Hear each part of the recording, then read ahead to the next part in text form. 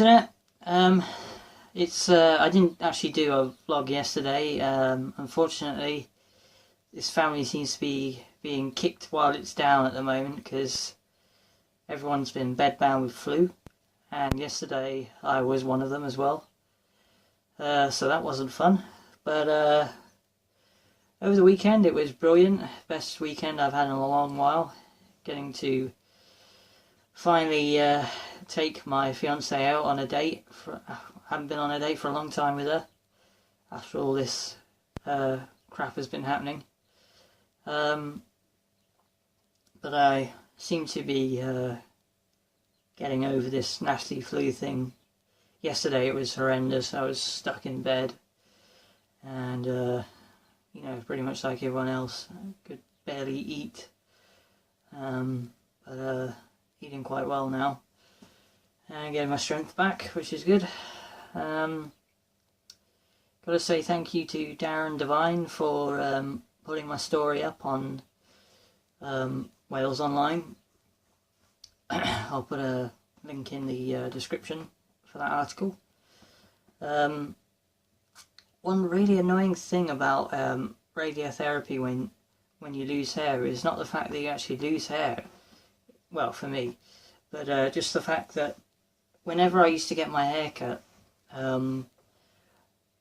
because my hair is so thick, if there's any like tiny little pieces of hair that get cut and they get stuck in your clothing and they stab you, especially if they get around like the neck bit and they're like, oh, it's prickly. So yeah, I don't like that. That's as far as radiotherapy goes, that's the thing that's actually annoying me the most, not the fatigue.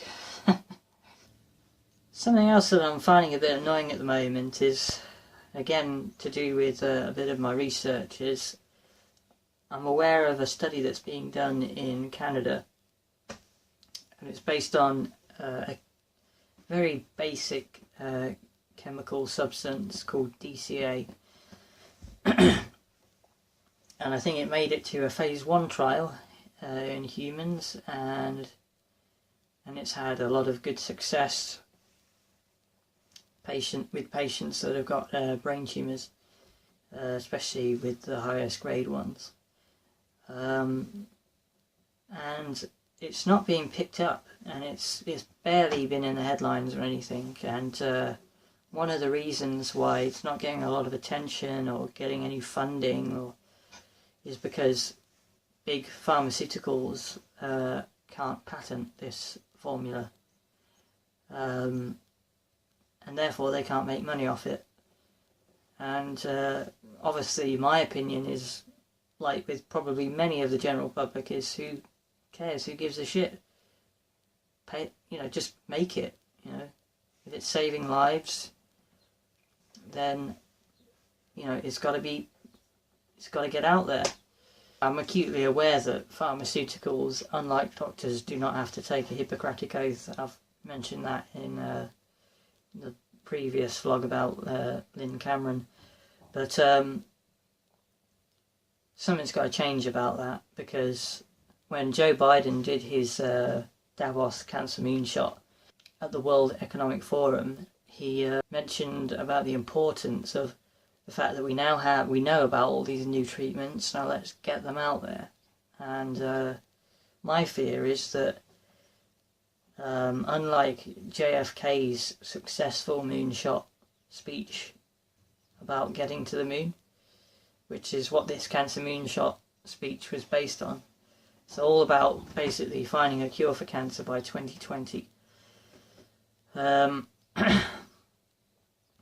My opinion, it can be found a lot quicker than that, though, if we get rid of this greedy approach that the large pharmaceuticals are taking, where it's about as far away from the Hippocratic Oath as you can possibly get. Which, like I say, is something they don't have to make when they go into business. But unless something changes with the way these pharmaceutical companies work, and in terms of what their attitude to human life, basically, then I just don't think that Joe Biden's going to meet his goal. And I think that is a terrible shame, not just for me and other patients. I think it's a terrible shame for himself, since he lost his own son to grade 4 glioma last year, Beau Biden. So I just think maybe he needs to do a few more conferences or something, because it doesn't seem like the message is really sinking in, a lot of what he was saying there. So see you later, Internet. Still get the feeling that something's inside you. Still got the magic, it hasn't gone. Still got the magic in your heart and soul.